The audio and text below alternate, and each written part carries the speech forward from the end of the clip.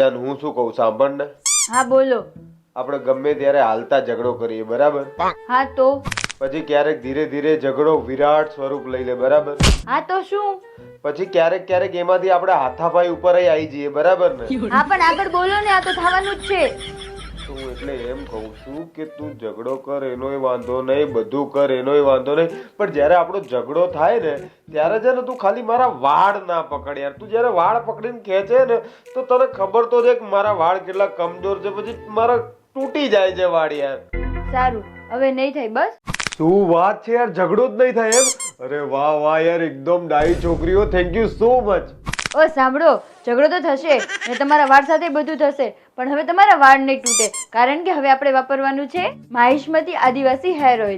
આ તેલ વર્ષો જૂના આદિવાસી ફોર્મ્યુલાથી બનેલું છે. આ તેલના લીધે હેર ગ્રોથમાં મદદ થશે અને ડેન્ડ્રફમાં પણ છુટકારો મળશે. આ તેલ આપણા સ્કલ્પને પણ નરીશ રાખે છે.